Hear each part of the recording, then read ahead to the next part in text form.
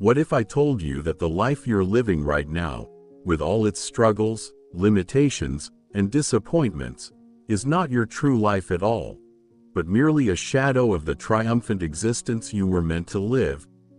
What if every failure, every setback, every moment of defeat you've experienced is simply the result of habits you've unknowingly cultivated? Habits that keep you trapped in mediocrity when greatness is your birthright? What if the distance between where you are now and where you want to be isn't measured in years or circumstances but in the daily patterns you repeat without thinking, the automatic behaviors that shape your destiny one choice at a time? James Allen's profound masterpiece, The Life Triumphant, Mastering the Habits of Success, reveals a truth so transformative, so liberating, that once you grasp it fully, you'll never again accept anything less than complete victory in every area of your life. This isn't just another book about success. This is a complete blueprint for living triumphantly, for mastering the inner forces that determine whether you soar or sink, whether you conquer or surrender, whether you live fully or merely exist in a state of quiet desperation. James Allen, the philosophical giant who gave us As a Man Thinketh, and From Poverty to Power, brings his penetrating insight to bear on the question that haunts every human being: why do some people live triumphantly while others struggle perpetually? Why do some rise above every obstacle with grace and power while others are crushed by the smallest difficulty?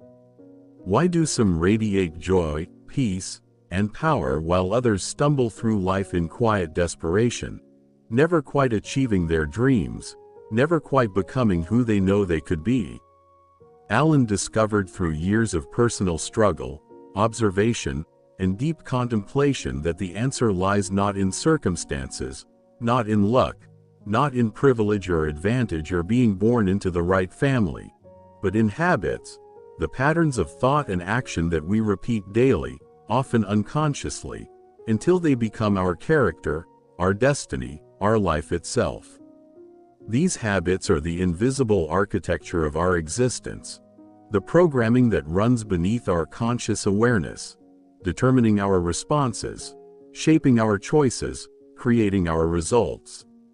The Life Triumphant is about becoming a master rather than remaining a victim, about taking control of the forces within you that shape everything external to you, about recognizing that you are not powerless in the face of life's challenges but possess tremendous creative power that you've simply never learned to harness.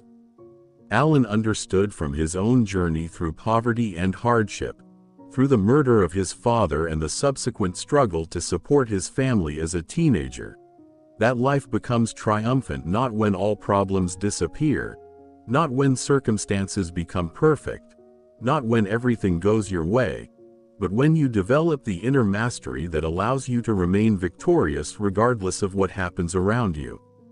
This is the secret that separates those who triumph from those who are defeated: not better circumstances but better habits, not easier lives but stronger characters, not fewer challenges but greater capacity to overcome them, not more advantages but better use of what they have. Allen begins by establishing that your life right now, at this very moment, is the sum total of your habits, nothing more and nothing less. Every thought you habitually think, every action you habitually take, every attitude you habitually maintain, every response you habitually give, these have combined over time to create the person you are and the life you're living. If you're unhappy, you have habits of unhappiness, patterns of negative thinking that you repeat so consistently they've become automatic, so ingrained you don't even recognize them as choices anymore. If you're unsuccessful, you have habits of failure, ways of approaching challenges that consistently lead to defeat, patterns of giving up or making excuses or blaming circumstances. If you're anxious and stressed, you have habits of worry, mental patterns that constantly project disaster and catastrophe, that focus on everything that could go wrong rather than everything that could go right. And here's the powerful truth that Alan wants you to grasp with absolute clarity. If habits created your current life, if your present circumstances are the result of past patterns, then new habits can create an entirely new life. Different patterns will inevitably produce different results. This is where so many people go wrong in their pursuit of success and happiness. They want to change their results without changing their habits. They want transformation without actually transforming. They want prosperity while maintaining habits of wastefulness, poor judgment, and financial carelessness. They want health while maintaining habits of stress, poor self-care, and destructive thinking. They want happiness while maintaining habits of complaint, resentment, and focusing on what's wrong. They want success while maintaining habits of procrastination, distraction, and giving up when things get difficult. It's like planting weeds and expecting to harvest flowers, like heading north and expecting to arrive in the south, like pouring water into a bucket with holes and wondering why it never fills up. Alan makes it abundantly clear that if you want different results, you must develop different habits, and this requires awareness of your current patterns, intention to change them, and persistent effort over time to establish new patterns that will create the results you desire. The first habit Alan addresses is the habit of thought, and he establishes this as the master habit from which all others flow, the foundation upon which everything else is built. Your habitual thoughts create your emotional states, your beliefs about yourself and the world, your decisions both large and small, your actions both conscious and unconscious, and ultimately your entire destiny. Most people never examine their thought habits. They simply think whatever thoughts arise, accepting every mental suggestion without question, following every mental rabbit trail wherever it leads, never stopping to ask whether these thoughts are true, helpful, or aligned with their goals. They're like passengers on a ship with no captain at the helm, drifting wherever the currents and winds take them, and then wondering why they never arrive at any desired destination, why they keep ending up in the same places they were trying to avoid. The triumphant life begins when you take command of your thought life, when you become deliberate and intentional about what you allow into your mind and what you cultivate there, when you recognize that you are not your thoughts but the thinker of your thoughts, the chooser, the director. This doesn't mean forcing yourself to think positive thoughts while denying reality. That's just superficial optimism that crumbles under pressure. That's putting a smiley face on serious problems. It means developing the habit of constructive thinking, of looking for solutions rather than dwelling endlessly on problems, of seeing opportunities rather than only obstacles, of maintaining faith rather than surrendering to fear, of focusing on what you can control rather than obsessing over what you can't. When you make this kind of thinking habitual, when you practice it so consistently that it becomes your default mode, your automatic response, your entire life transforms because thought is the seed from which everything else grows, the beginning point of all creation. Alan explains that developing mastery over thought requires what he calls ceaseless vigilance, a constant watching of your mental state, a continual awareness of what you're thinking and why, a persistent attention to the content and quality of your inner dialogue. Most people are completely unconscious of their thoughts. They think thousands upon thousands of thoughts per day without awareness, without choice, without direction, their minds running on autopilot. These unconscious thoughts are usually repetitions of old patterns, rehearsals of past hurts that should be released, projections of future fears that may never materialize, harsh judgments of self and others that create separation and suffering. And because they're unconscious, because they're happening below the level of awareness, they create results unconsciously, shaping your life in ways you don't intend or desire, leading you toward destinations you never chose. The path to triumphant living requires that you become conscious, that you wake up to your own mental processes, that you observe your thoughts as they arise like clouds passing through the sky, and choose which ones to follow and which ones to dismiss. This is challenging work, perhaps the most challenging work you'll ever undertake, because your mind has been running on autopilot for years or decades, and minds resist change just as bodies resist exercise, just as comfortable habits resist disruption. But just as you can train your body through consistent practice to become stronger, more flexible, more capable, you can train your mind through consistent awareness and redirection to become clearer, more focused, more powerful. Each time you catch a negative thought and replace it with a constructive one, you strengthen your mental mastery. You build the habit of conscious thinking. You prove to yourself that you have power over your inner world. Allen emphasizes that triumphant thinking is characterized by several key qualities that distinguish it from ordinary thinking.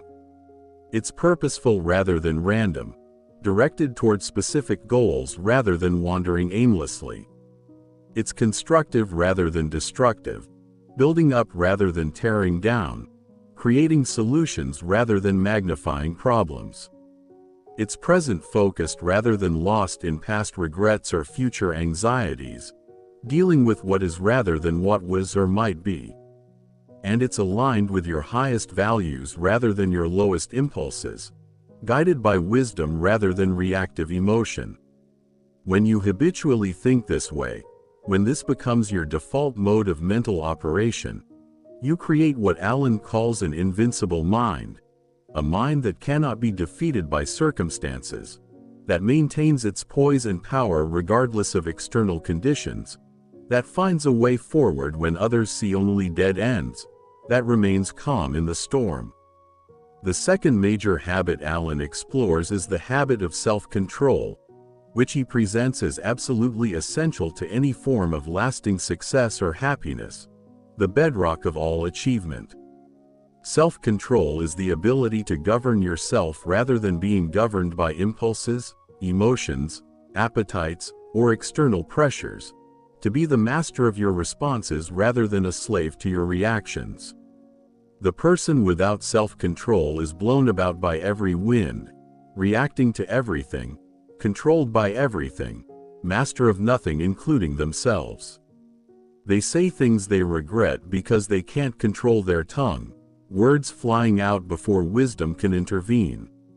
They do things that harm them because they can't resist temptation, giving in to immediate gratification despite knowing the long-term cost. They abandon their goals because they can't persist through difficulty, quitting when persistence is most needed. They're slaves to their own untrained nature, controlled by every passing impulse and emotion. The triumphant life is impossible without self-control because triumph means victory over the forces that would defeat you, mastery over the obstacles that would stop you, and the primary forces that defeat most people are internal, not external. It's not the difficulty of circumstances that defeats people but their own impatience with the process, their own discouragement when progress is slow, their own fear of failure or success, their own lack of persistence when persistence is the only thing required. When you develop the habit of self-control, you develop the ability to do what needs to be done regardless of how you feel, to persist when every fiber of your being wants to quit, to remain calm when circumstances would justify panic, to speak kindly when you want to lash out, to act wisely when emotions are screaming for immediate reaction. Allen teaches that self-control is developed through practice in small things, through daily training in the minor battles of life that seem insignificant but are actually the foundation of all greater victories. You don't develop self-control by waiting for major challenges and hoping you'll rise to the occasion. That's like expecting to lift heavy weights without ever having exercised. You develop it by practicing in everyday situations that seem trivial but are actually crucial. You practice controlling your tongue in casual conversations, choosing words carefully rather than blurting whatever comes to mind, thinking before speaking. You practice controlling your appetite at meals, eating moderately rather than until you're stuffed, stopping before fullness. You practice controlling your reactions to minor frustrations, remaining calm when someone cuts you off in traffic rather than immediately becoming enraged. Each small victory strengthens your self-control, builds your capacity for mastery, makes the next battle easier to win. Over time, through consistent practice in these small daily situations, self-control becomes habitual. It becomes your default response rather than something you have to consciously force. It becomes who you are rather than what you do. This is when you become truly powerful, when self-mastery is so deeply ingrained that you automatically respond with wisdom rather than reaction, with patience rather than impulsiveness, with courage rather than fear, with thoughtfulness rather than rashness. This doesn't mean you never feel difficult emotions. You're still human, you still experience anger, fear, desire, frustration, disappointment. But you're no longer controlled by these feelings, no longer enslaved by them. You experience them without being defined by them. You feel them but choose your response deliberately rather than reacting automatically. The third essential habit Alan discusses is the habit of persistence, and he argues forcefully that this single quality separates those who achieve their dreams from those who abandon them, those who succeed from those who fail despite equal or greater talent. Persistence is the ability to continue moving forward despite obstacles, setbacks, failures, and discouragement, despite every reason to quit. It's the refusal to quit just because things are difficult, the determination to keep going even when success seems impossible, the commitment to your vision that outlasts all temporary defeats. Alan observed through careful study that most people fail not because they lack talent or opportunity or intelligence or resources, but because they lack persistence. They give up too soon, they quit just before the breakthrough would have occurred. They abandon the goal right before it would have been realized. They stop digging just feet away from gold. The triumphant life requires cultivating persistence as a habit, making it your automatic response to difficulty rather than something you have to consciously muster in moments of crisis. When you encounter an obstacle, your habitual response should be to find a way around it, over it, under it, or through it, not to immediately conclude that it's impossible and give up. When you experience failure, your habitual response should be to extract the lesson, apply the wisdom gained, and try again with new understanding, not to interpret it as evidence that you're not good enough or that success isn't meant for you. When progress is slow and success seems distant, when you've been working hard without visible results, your habitual response should be to keep putting one foot in front of the other with faith, not to quit in discouragement and defeat. Alan shares that persistence is built through small daily commitments kept faithfully over time, not through occasional heroic efforts that flame out quickly. You don't develop persistence through occasional grand efforts that exhaust you. You develop it through showing up every day, through doing the work even when you don't feel like it, even when you don't see immediate results, through keeping promises to yourself even when no one else would know if you broke them, even when it would be easy to make excuses. Each time you persist when you want to quit, each time you keep going when giving up would be easier, you strengthen this vital quality. You build the muscle of persistence. You prove to yourself that you're someone who finishes what they start. You build evidence of your own reliability and determination that becomes the foundation for greater challenges. He warns specifically against the habit of beginning things enthusiastically but abandoning them when the initial excitement fades, which is perhaps the most common pattern that keeps people from triumphant living, the graveyard of dreams. Many people are great starters but poor finishers. They get inspired by an idea. They begin with tremendous energy and commitment. They make ambitious plans and bold declarations. But when the work becomes difficult or boring, when progress slows or obstacles appear, when the novelty wears off and reality sets in, they quit and move on to the next exciting idea that captures their imagination.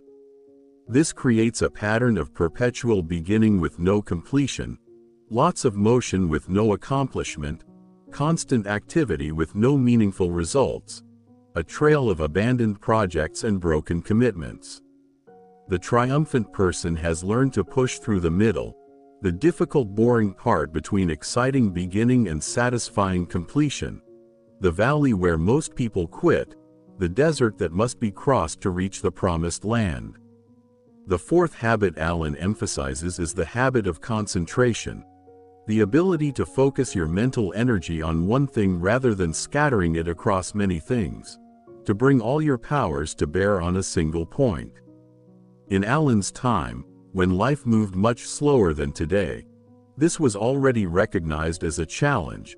In our modern age of constant distraction and information overload and endless stimulation, it's perhaps the most critical skill for success, the rarest and most valuable ability. Concentration means bringing all your powers to bear on the task at hand, giving it your complete attention, your full presence, your undivided energy, focusing like a laser beam rather than diffusing like a light bulb. The person who has developed this habit accomplishes more in an hour than the scattered person accomplishes in a day because their energy is focused rather than diffused, concentrated rather than dispersed, powerful rather than weak.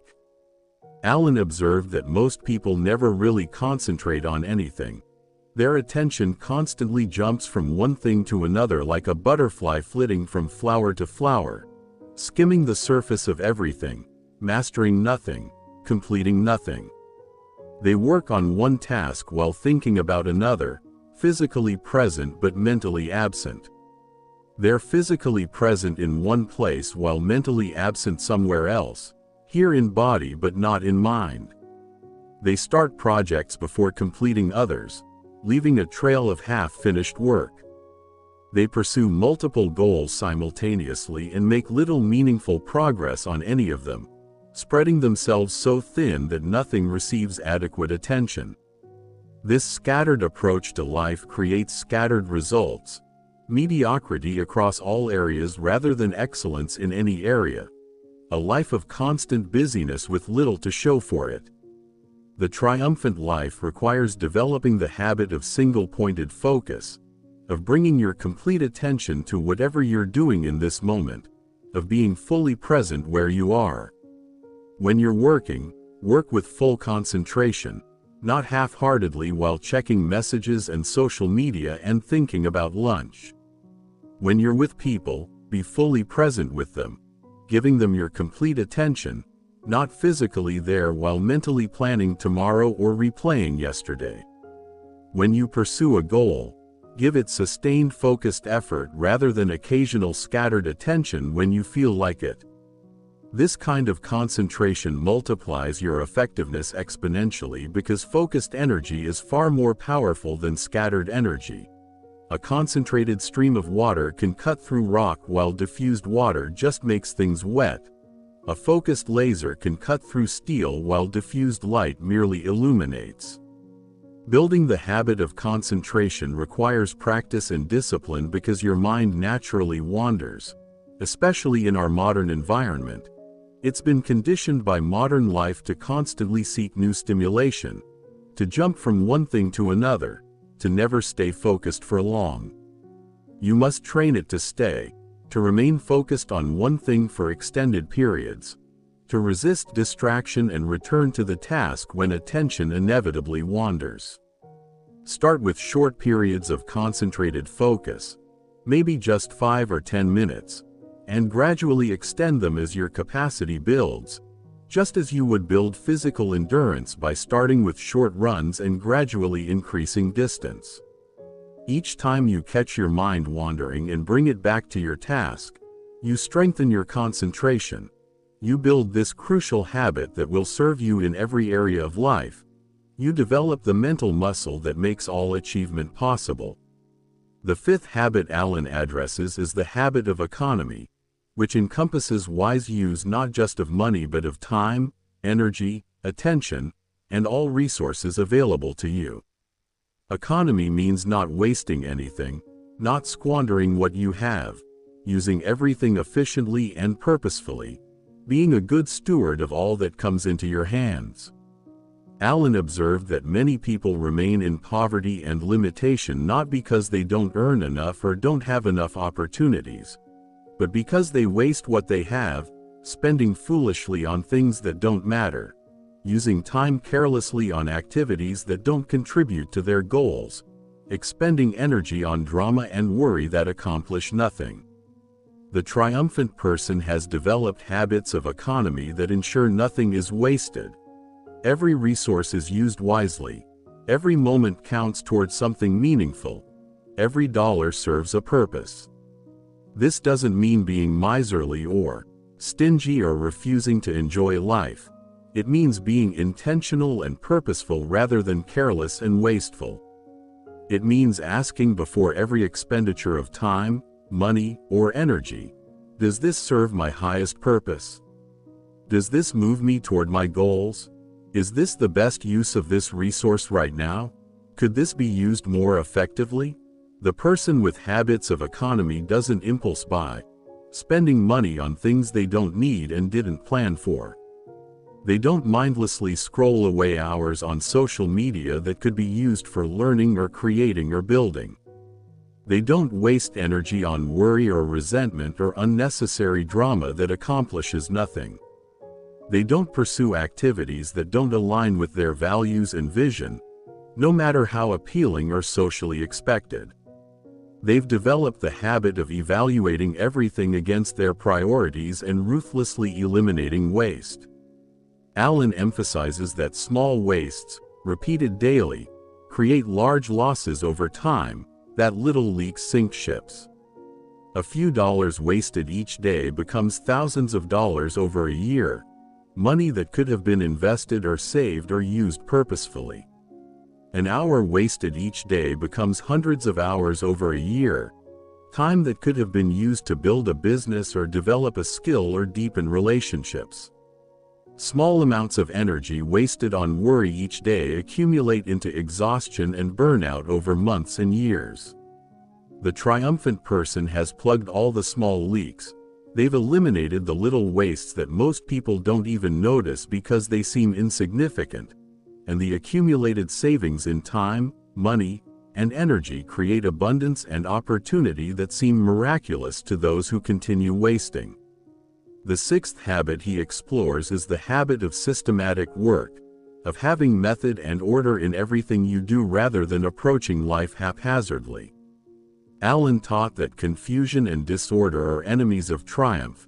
They waste energy trying to find things, create stress and anxiety, and prevent efficiency and excellence. The triumphant person has developed habits of organization and system that make their work smooth and efficient. They know where everything is without searching. They have established processes for recurring tasks that save time and mental energy. They've eliminated chaos and confusion from their environment and their methods, creating order that supports their highest functioning. This systematic approach extends to all areas of life, to work obviously, but also to personal affairs, to health routines, to relationship maintenance, to spiritual practice, to personal development. When you have systems and habits for important activities, you don't have to think about them every time they need to be done. You don't have to use willpower to make them happen. You don't have to make decisions repeatedly about the same things. They occur automatically because you've built them into your routine through repetition. This frees up mental energy and willpower for other things, for creative work, for problem solving, for responding to unexpected challenges, for activities that truly require thought and decision-making. Alan shares that creating order in your external environment supports creating order in your internal state, that outer and inner are connected. When your space is chaotic and disorganized, cluttered and confusing, Your mind tends to be chaotic and disorganized, scattered and unfocused. When your environment is orderly and systematic, clean and organized, your thinking becomes clearer and more focused. Your emotions become calmer and more stable. This is why developing habits of organization and system is not just about efficiency or productivity. It's about creating conditions that support your highest functioning, that allow you to operate at your best, that eliminate unnecessary friction and confusion from your life so you can focus your energy on what truly matters. The seventh habit Alan discusses is the habit of cheerfulness, of maintaining a positive, optimistic, grateful attitude regardless of circumstances, regardless of what's happening externally. This isn't about fake positivity or denying reality or pretending everything is fine when it's not. It's about training yourself to look for the good even in difficult situations, to find reasons for gratitude even when life is challenging, to maintain hope even in darkness, to see possibilities even when facing obstacles. Alan observed that cheerful people not only enjoy life more, which is valuable in itself, but also tend to be more successful in their endeavors, because cheerfulness attracts people rather than repelling them, creates energy rather than draining it, opens doors rather than closing them, and sustains effort through challenges that would defeat the gloomy, pessimistic person. Cheerfulness is a habit that must be cultivated deliberately because the mind naturally tends toward negativity, toward seeing problems rather than blessings, toward focusing on what's wrong rather than what's right, toward anticipating disaster rather than opportunity. This negativity bias served our ancestors well when survival required constant vigilance for threats, when missing a danger could be fatal. But in modern life it creates unnecessary suffering and severely limits achievement.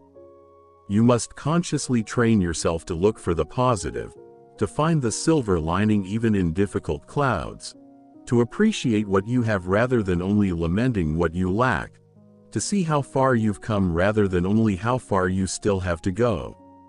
Alan suggests specific practices for building the habit of cheerfulness that anyone can implement immediately. Start each day by identifying things you're grateful for, training your mind to begin from appreciation rather than complaint, from abundance rather than lack. Throughout the day, catch yourself when you're sliding into negativity, when you're complaining or focusing on problems, and deliberately redirect your attention to something positive, something that's going well, something you can appreciate. End each day by reviewing what went well rather than only what went wrong, what you accomplished rather than only what you failed at, what you're grateful for rather than what disappointed you. Over time, these practices rewire your habitual thinking patterns, making cheerfulness your default state rather than something you have to force, making gratitude your natural response rather than something you have to remind yourself to feel. The eighth habit he emphasizes is the habit of kindness, of treating others with compassion, consideration, and goodwill, regardless of how they treat you or whether they deserve it. Alan taught that kindness is not weakness but strength, not sentimentality but wisdom, because the way you treat others directly affects the quality of your life and the degree of your success in ways both obvious and subtle. Unkind people create enemies who work against them, burn bridges they may later need to cross, destroy relationships that could have been valuable, and ultimately isolate themselves in a hostile world of their own creation.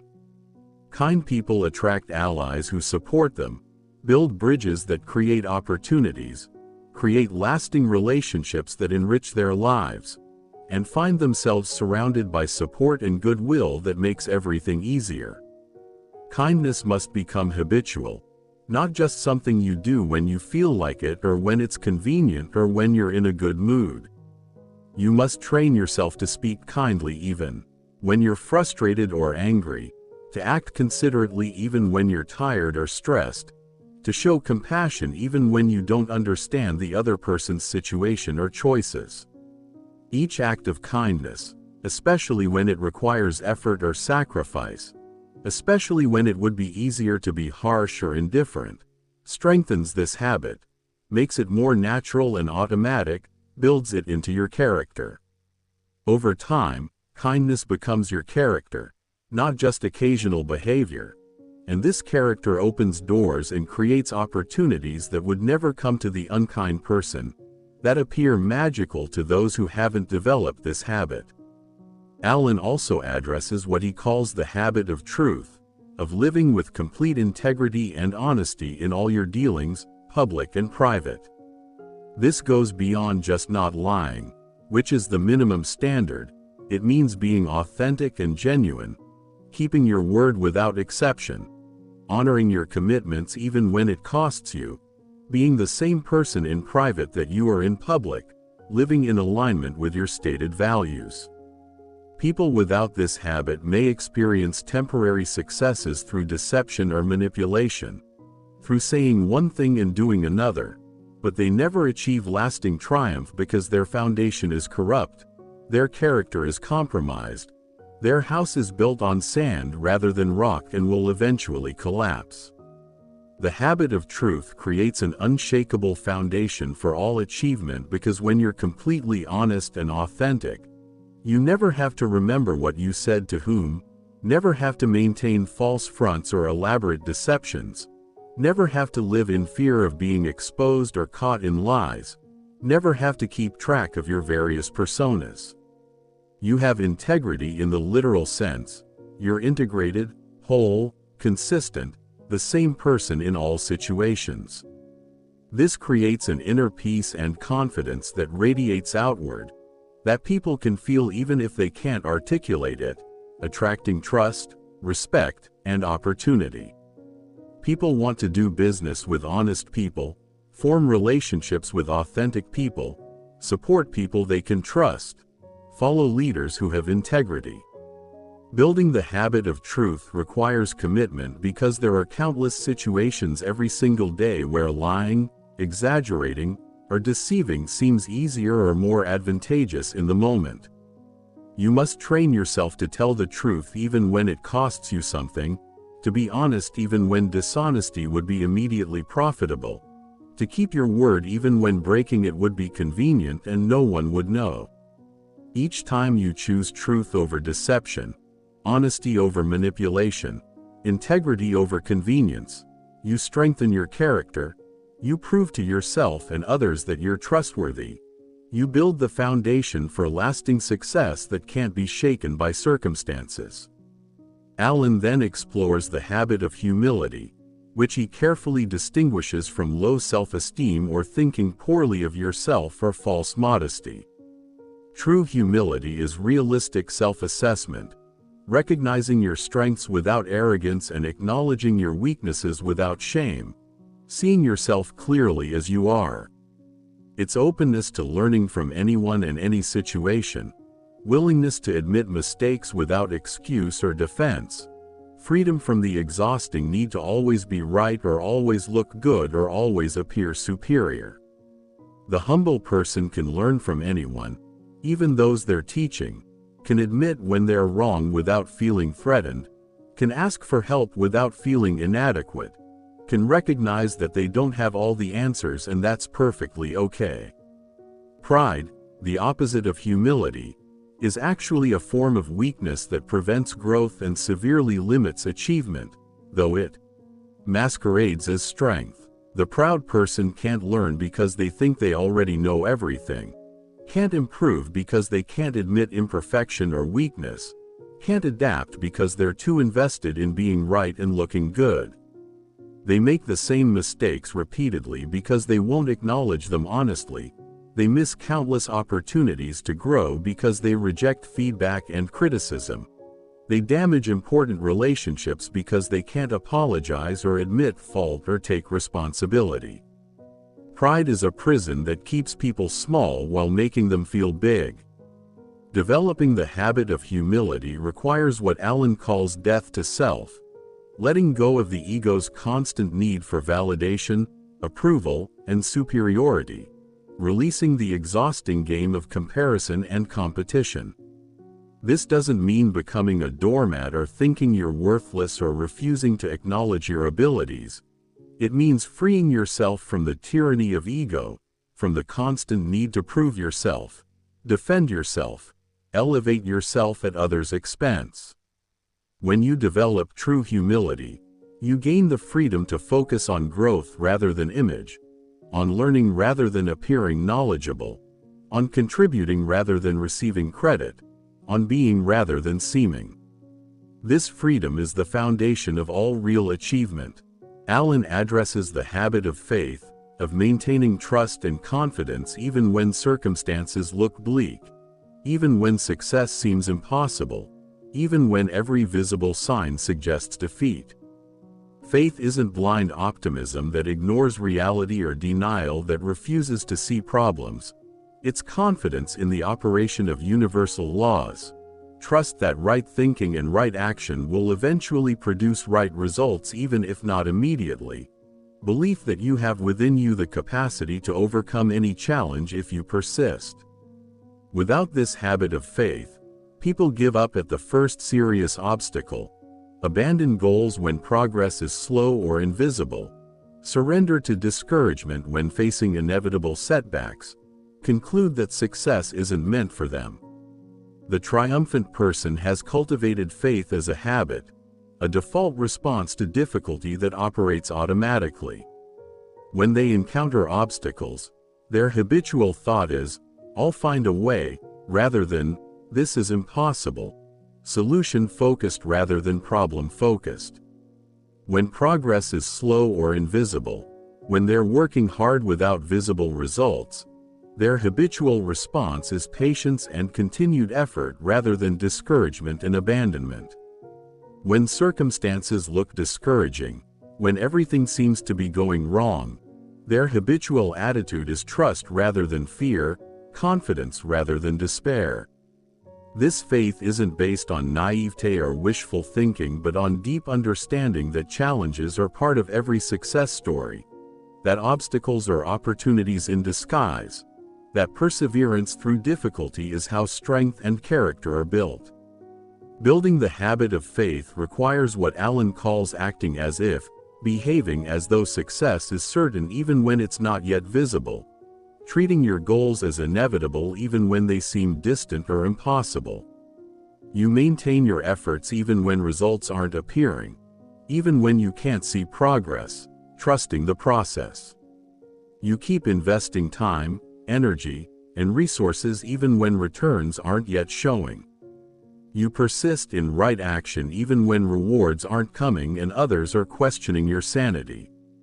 Over time, this builds unshakable faith because you accumulate evidence that persistence works, that universal laws operate reliably even when results are delayed, that faith sustained through difficulty is always eventually rewarded in ways you couldn't have predicted or planned. Alan then discusses the habit of meditation and silence, of regularly withdrawing from external activity to connect with your deeper self, to gain perspective, to renew your strength, to access wisdom beyond your conscious thinking. Most people live entirely in the external world, constantly active, constantly stimulated, constantly distracted, never stopping to reflect, to contemplate, to simply be without doing. This creates a shallow, reactive existence where you're constantly responding to external stimuli but never connecting with your inner wisdom, never accessing your deeper resources, never gaining the perspective that comes from stillness, never touching the peace that exists beneath the surface noise. The triumphant person has developed the habit of regular meditation or quiet contemplation, of daily periods where they deliberately withdraw from activity and turn inward, creating space for reflection and renewal. This isn't about following any particular religious practice or technique, though those can be helpful. It's about creating space for reflection, for connection with deeper truth, for renewal of purpose and vision, for touching the stillness that exists at your core. In these quiet moments, solutions to problems often appear spontaneously. Clarity emerges from confusion. Strength is renewed when you felt depleted. Peace is restored when you felt disturbed. The person who never stops, never reflects, never sits in silence misses these gifts and operates only from surface consciousness, only from their limited ego mind. Developing this habit requires overcoming significant resistance because your conditioned mind doesn't want to be still. It's addicted to constant stimulation and activity. It fears silence and emptiness.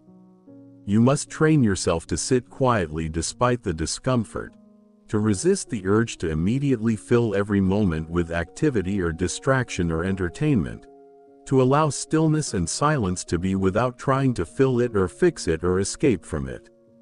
Start with just a few minutes daily, maybe 5 or 10, and gradually extend the time as it becomes more comfortable and natural. Over time, you'll discover that these quiet moments become the most valuable part of your day, the source of your deepest insights, your greatest peace, your strongest connection to wisdom beyond your conscious thinking, your most direct access to the triumphant life you're seeking.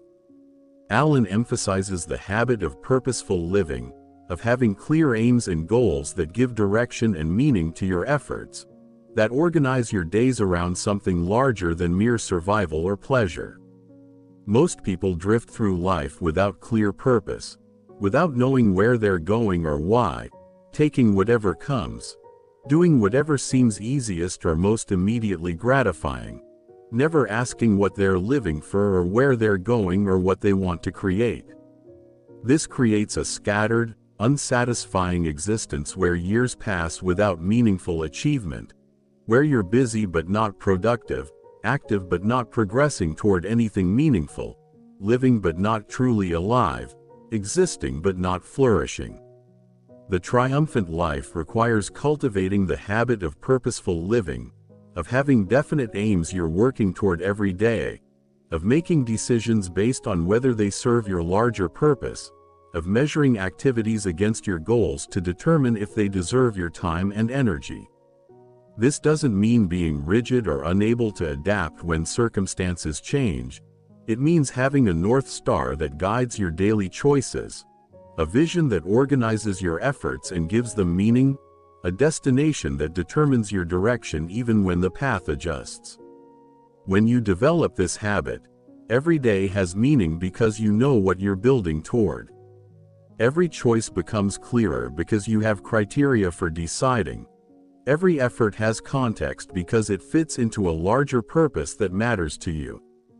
Creating clear purpose requires deep reflection on what matters to you, what you want to contribute to the world, what kind of person you want to become, what kind of life you want to create, what you want to be remembered for.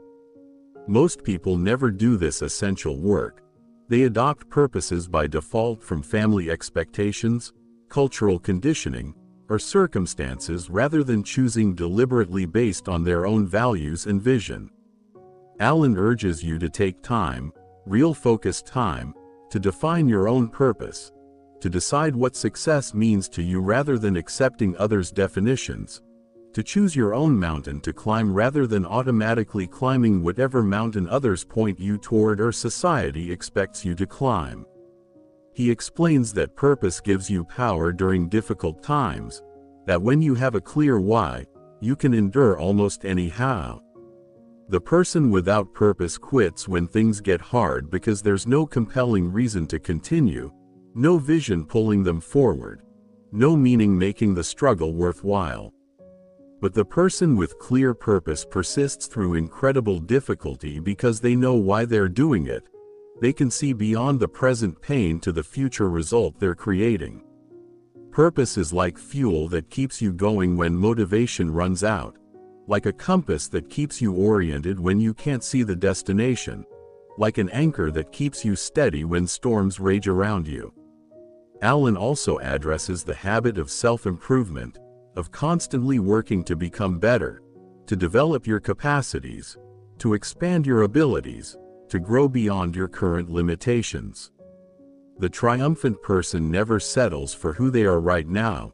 They're always working on becoming more, not out of dissatisfaction with themselves but out of recognition that human potential is unlimited and there's always room to grow. They read books that challenge and expand their thinking. They seek out experiences that stretch them beyond their comfort zone. They learn new skills that make them more capable. They cultivate qualities of character that make them more effective and more fulfilled. This habit of constant self-improvement creates what Alan calls upward momentum, a trajectory of continuous growth that compounds over time. Each day you're slightly better than yesterday. Each month you're noticeably more capable than the previous month. Each year shows dramatic growth from where you were. This gradual but consistent improvement eventually produces extraordinary results, taking you to heights you never imagined possible when you started. But it requires making self-improvement a daily habit, not something you do occasionally when inspired, but something you do consistently regardless of how you feel, building growth into your routine so it happens automatically. Alan warns against the trap of self-satisfaction, of becoming comfortable with your current level of achievement and stopping your growth. Many people reach a certain level of success and then plateau, maintaining what they've achieved but not pushing beyond it, settling into comfort rather than continuing to stretch themselves. This creates stagnation, and Alan teaches that in life you're either growing or dying. There's no standing still. When you stop growing, you begin declining. Skills you don't use deteriorate, capacities you don't exercise atrophy, potential that's not developed eventually disappears. The triumphant person avoids this trap by making growth and improvement a lifelong commitment, by always having new mountains to climb, new skills to develop, new capacities to build. They never say, "I've arrived," or "I'm done growing." They recognize that human potential is infinite and there's always another level to reach, always more to become, always new capacities to develop. This doesn't create restless dissatisfaction but rather joyful engagement with life, excitement about possibilities, enthusiasm for the journey of becoming. The ninth habit Alan explores is the habit of service, of orienting your life around contribution rather than consumption, around giving rather than getting, around making things better rather than just taking what you can. He teaches that true fulfillment, genuine satisfaction, lasting happiness comes not from what you get but from what you give, not from what you accumulate but from what you contribute, not from being served but from serving. The person who lives only for themselves, who focuses entirely on their own pleasure and gain, creates a small, empty life no matter how much they accumulate, because meaning comes from contribution. The triumphant life is built on service, on using your abilities to make things better, to solve problems, to help others, to contribute value to the world. This doesn't mean neglecting yourself or becoming a martyr. It means finding ways to serve that align with your abilities and interests, that energize rather than deplete you, that create value both for others and for yourself. When you develop the habit of looking for ways to serve, of asking how you can contribute in every situation, of focusing on what you can give rather than what you can get, opportunities appear that were invisible before, fulfillment emerges that was missing despite achievement, meaning infuses your activities in ways that transform everything. Alan explains that service creates reciprocity, that what you give out comes back to you multiplied, though often in unexpected forms and from unexpected sources. This isn't about serving with the expectation of reward, which corrupts the service, but understanding that generous contribution creates abundant return through the operation of universal laws. The person who consistently adds value, who helps others succeed, who contributes more than they take, finds that opportunities, resources, and support flow to them naturally, that doors open that remain closed to the selfish person, that life responds to their generosity with abundance. The 10th habit he discusses is the habit of forgiveness, of releasing resentment toward those who have wronged you, of letting go of grudges that poison your present, of freeing yourself from the prison of bitterness. Alan teaches that unforgiveness is one of the heaviest burdens people carry, creating suffering that extends far beyond the original hurt, keeping wounds fresh that should have healed long ago. When you hold unforgiveness, when you rehearse past hurts and maintain grudges, you're not punishing the person who hurt you, you're punishing yourself, keeping yourself bound to past pain, allowing people who may have harmed you years ago to continue harming you every day through your own thoughts. Forgiveness, Alan explains, is not about condoning what happened or saying it was okay or allowing someone to continue harming you. It's about releasing yourself from the burden of carrying that hurt, choosing your own peace over your right to be angry, deciding that your freedom is more important than their punishment. When you develop the habit of forgiveness, of quickly releasing hurts rather than storing them, of letting go rather than holding on, you create lightness and peace that transforms your entire experience of life. You free enormous energy that was being consumed by resentment, energy that can now be directed toward creating the life you want. He emphasizes that forgiveness is primarily a gift to yourself, not to the person who hurt you. They may never know you've forgiven them, may never acknowledge what they did, may never apologize or change, but you're free regardless because forgiveness doesn't depend on their response. You forgive for your own sake, to release the poison from your own system, to cut the chains that bind you to past pain. And often, paradoxically, forgiveness creates more change in the other person than all your resentment ever could. Because forgiveness is power while resentment is weakness disguised as strength. Alan addresses the habit of gratitude, of training yourself to notice and appreciate the good in your life rather than only focusing on what's missing or wrong. He teaches that gratitude is one of the most transformative practices available to human beings, that it literally changes your perception of reality, your emotional state, your relationships, and even your circumstances. When you cultivate gratitude as a habit, when you make it your default way of seeing the world, life becomes richer, more satisfying, more joyful, regardless of your external circumstances. The ungrateful person, no matter how much they have, always feels lack, always sees what's missing, always wants more, never satisfied, never content, never at peace.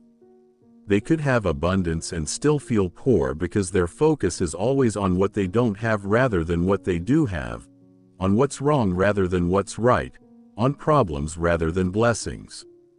The grateful person, even with modest circumstances, feels rich, sees abundance everywhere, appreciates what they have, experiences satisfaction and joy that the ungrateful person never knows regardless of how much they accumulate.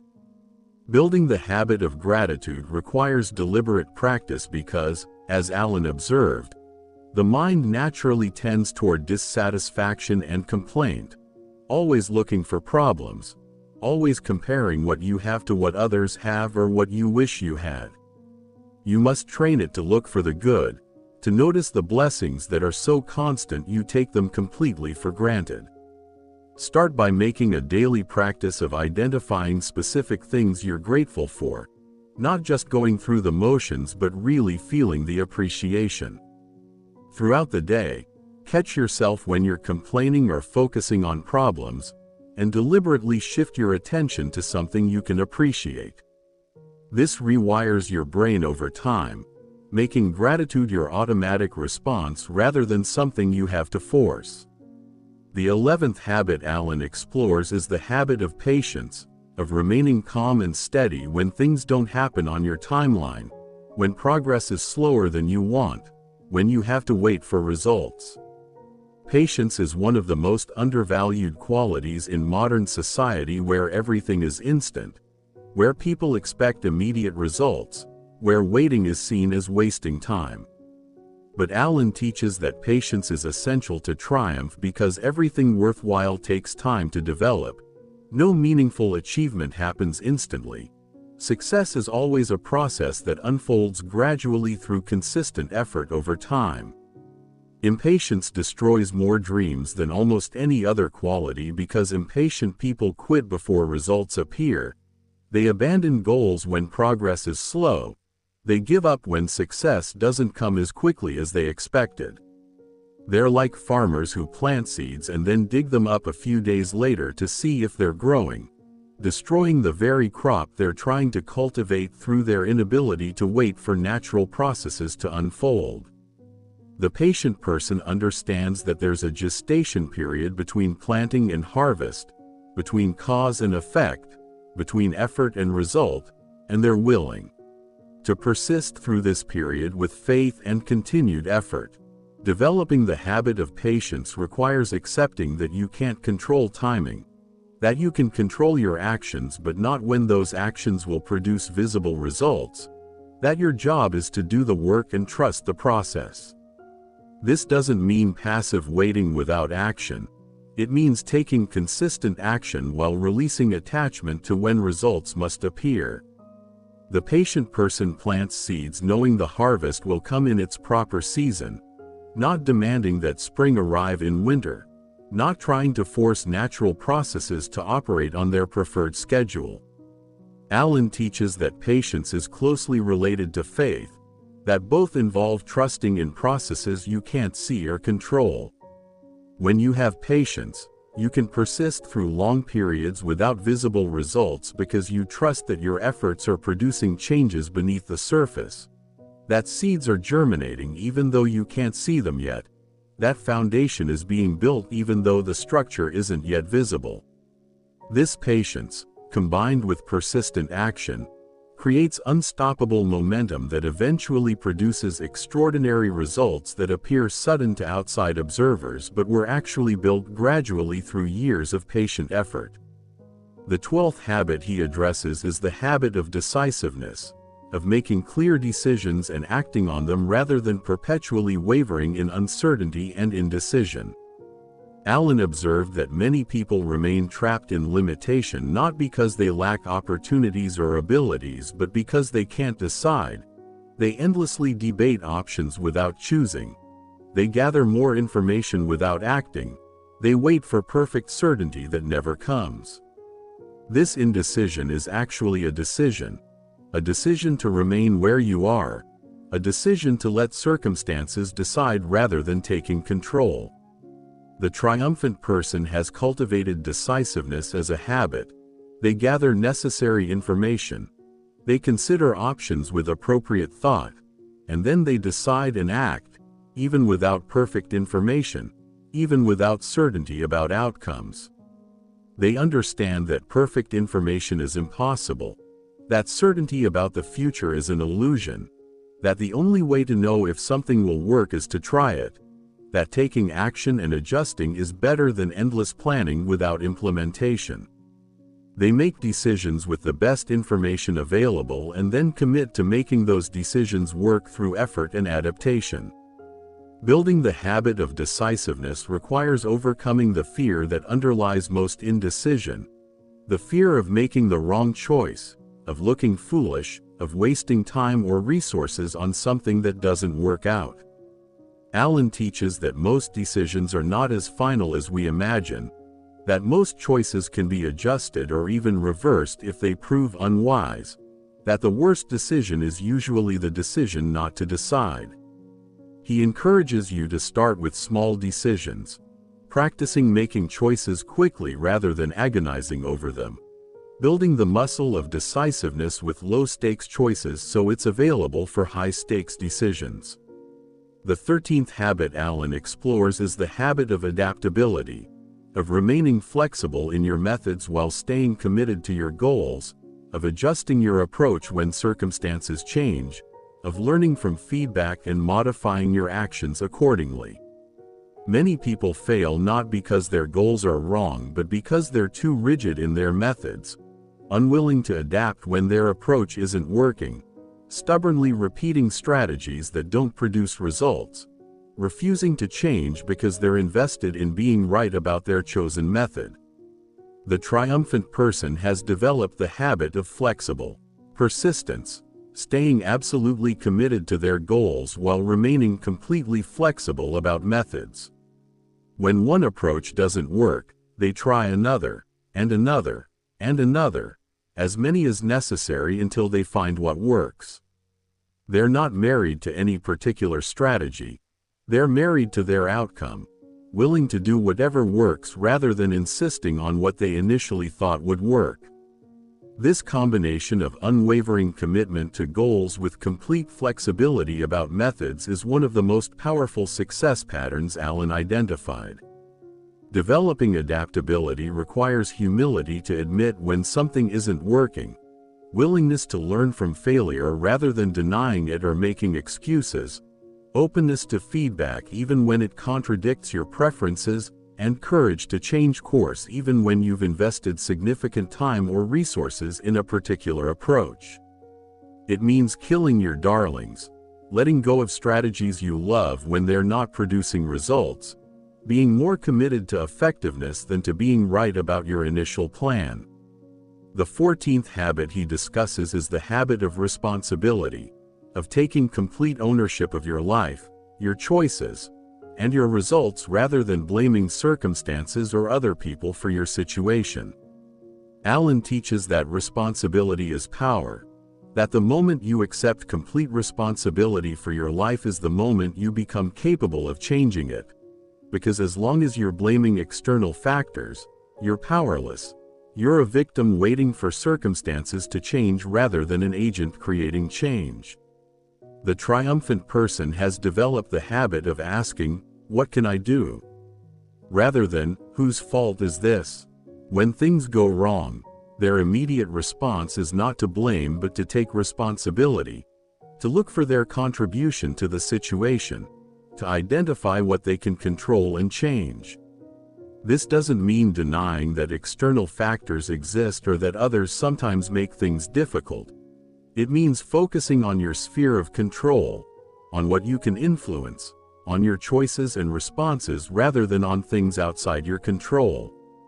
Building the habit of responsibility requires catching yourself when you start blaming, complaining, or making excuses, and consciously redirecting to ownership and agency. Every time you hear yourself say, "It's not my fault," or "I can't because," or "If only they would," stop and ask, "What am I responsible for here? What can I control? What choice do I have?"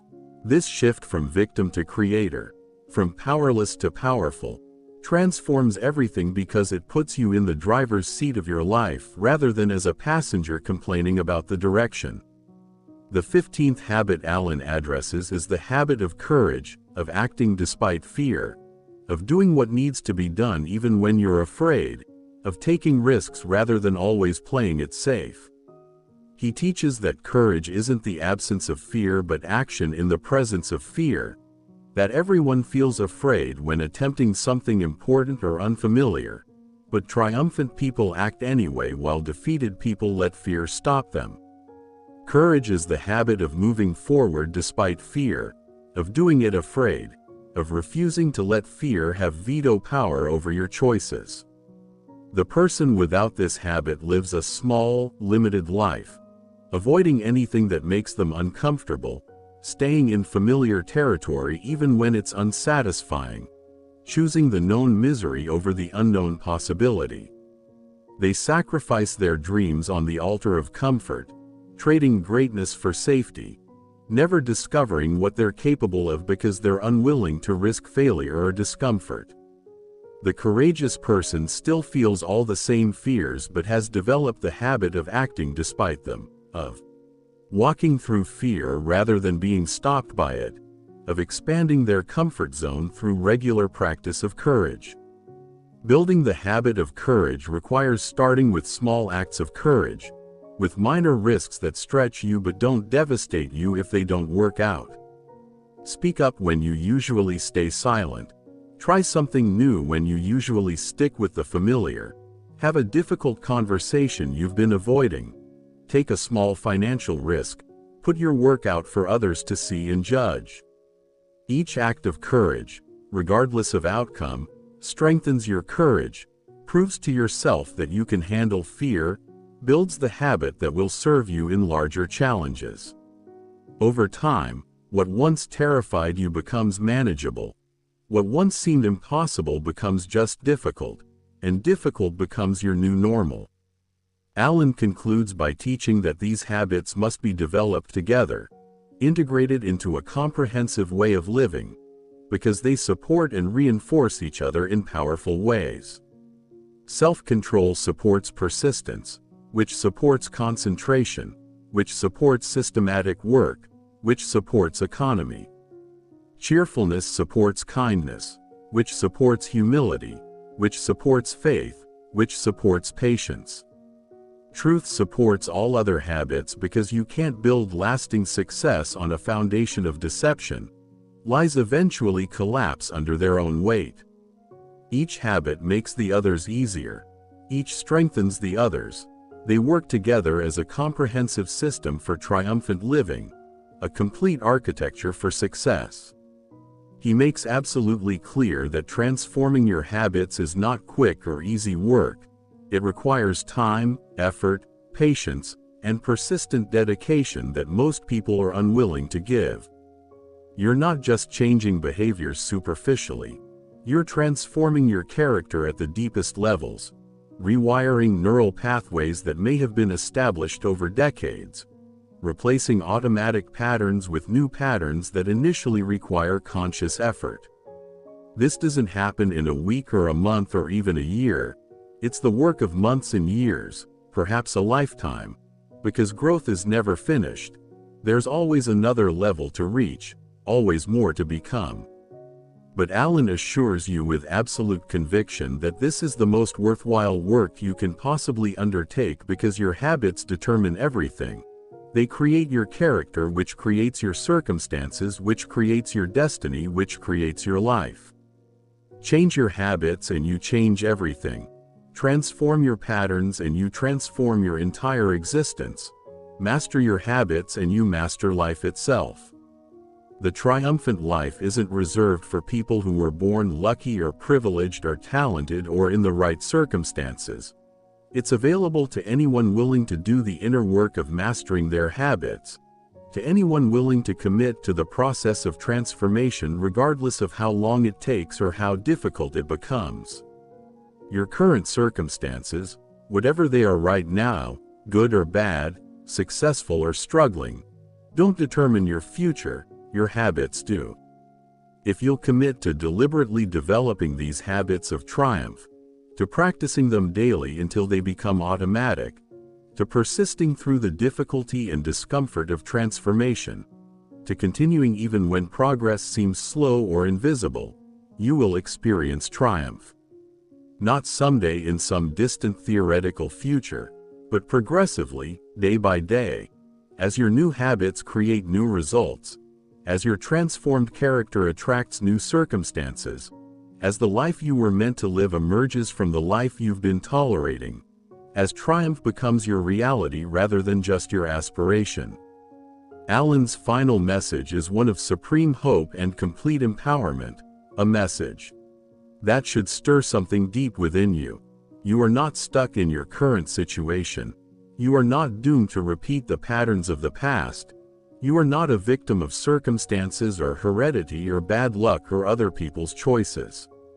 You have within you right now, in this very moment, the capacity to live triumphantly, to rise above every limitation, to overcome every obstacle, to achieve your most cherished goals, to become who you're capable of becoming, to live the life that right now seems impossible. The key is habits. Master them and you master life. Transform them and you transform everything. Control them and you control your destiny. The triumphant life is waiting for you, calling to you, available to you. But it won't come to you on its own. You must create it through deliberate cultivation of the habits that lead to triumph. You must make the choice, starting right now in this moment, to begin developing these patterns that will transform everything. You must commit to the process, knowing it won't be quick or easy, but will be worth every ounce of effort you invest. You must persist through the difficulty and discomfort of change, through the resistance your old patterns will create, through the periods when progress seems invisible, trusting that transformation is occurring beneath the surface even when you can't see it yet. Now, before you go, before you move on to whatever's next in your day, I want you to do something crucial that will help solidify this transformation in your life and help others who need this message. If this deep dive into the Life Triumphant has resonated with you, if you felt something stir inside you, if you recognize that your habits have been creating your current life and that new habits can create a new life, if you're ready to begin the journey from ordinary existence to triumphant living, then hit that like button right now. Smash it with enthusiasm, because when you do that, you're telling me that this content is valuable to you, that you want more transformative wisdom like this, that these teachings are serving your growth and development, and it helps me continue bringing you these powerful life-changing teachings that can revolutionize your existence, that can take you from where you are to where you want to be. And absolutely make sure you subscribe to this channel right now. Click that subscribe button and ring the notification bell so you never miss a video, because I'm going to continue breaking down the most powerful books ever written on personal transformation, success, triumph, and mastery, giving you the tools and wisdom and understanding you need to master your habits and create the life you deserve, the life you're capable of living, the life that's waiting for you to claim it. These aren't just book summaries for entertainment. These are complete educational experiences designed to transform your understanding and give you practical tools you can apply immediately to create real change in your life. Don't just watch this and forget about it by tomorrow. Don't let this be passive entertainment that you consume and move on from without any real change. Take action right now, today, in this very moment. While the inspiration is fresh, while the understanding is clear, while the motivation is strong. Choose one habit from this teaching, just one to start with, and commit to developing it starting today. Not tomorrow when you feel ready, not next week when things calm down, not next month when you have more time, but today, right now, in this present moment where all change begins. Maybe it's the habit of concentration, committing to give your full attention to one task at a time without distraction. Maybe it's the habit of persistence, deciding that you will no longer quit when things get difficult.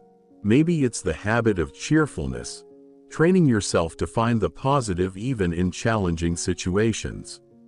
Maybe it's the habit of truth, committing to complete honesty and integrity in all your dealings. Maybe it's the habit of courage, deciding to act despite your fears rather than letting fear control your choices. Choose one habit, just one to begin with, because trying to change everything at once leads to changing nothing. And commit to practicing it every single day for the next 30 days, for an entire month, until it starts to become automatic, until it begins to feel natural, until you can feel it taking root in your character. Then come back to this video, return to this community, and share your progress in the comments below. Tell us which habit you chose and how it's transforming your life. Inspire others who are on the same journey. Encourage those who are struggling with the same challenges you've overcome. Celebrate your victories and share your insights. Because when you share your transformation, you solidify it in yourself and you inspire others who need to hear your story, who need to know that change is possible, who need evidence that these principles work in real life for real people.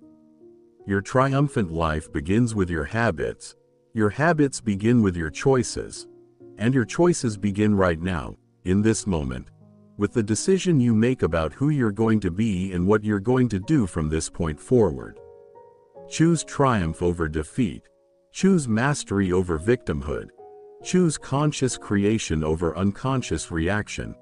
Choose the deliberate cultivation of success habits over the passive acceptance of failure patterns. Choose the life you were meant to live over the life you've been settling for. The power is in your hands. The choice is yours. The time is now. Don't wait for perfect conditions that will never come. Don't wait until you feel completely ready, because you never will. Don't wait for someone to give you permission or push you forward. Take responsibility right now for creating the triumphant life that's possible for you. And let's be absolutely clear about something important. This isn't motivational fluff or temporary inspiration that fades by tomorrow morning. This is practical wisdom that has transformed millions of lives across more than a century. These are universal principles that work with mathematical precision when applied consistently. This is the blueprint for triumph that countless people have used to rise from limitation to achievement, from struggle to success, from ordinary existence to extraordinary living. The principles work, the habits create results, the transformation is possible, but only if you apply what you've learned, only if you take action, only if you commit to the process of change. So make the decision right now, in this moment, that you will be one of those who transforms rather than one of those who just learns about transformation, one of those who applies rather than one of those who just understands intellectually, one of those who persists rather than one of those who starts strong and fades quickly.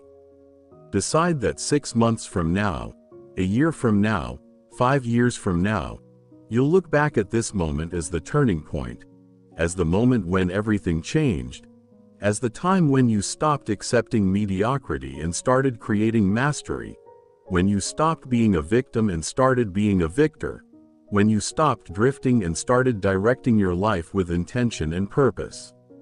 The triumphant life is yours for the taking. The habits that create triumph are available to you right now. The power to transform your existence is within you at this very moment. Now go take it, claim it, make it real, through your daily choices and persistent effort. Begin today, continue tomorrow, persist through all the tomorrows that follow, and watch as your life transforms from ordinary to extraordinary, from struggling to thriving, from limited to limitless, from defeated to triumphant. Your journey begins now. Your transformation starts today. Your triumphant life is waiting, and I'll be here creating more content to support you every step of the way. Let's walk this path together. Let's master these habits together. Let's create triumphant lives together, starting right now.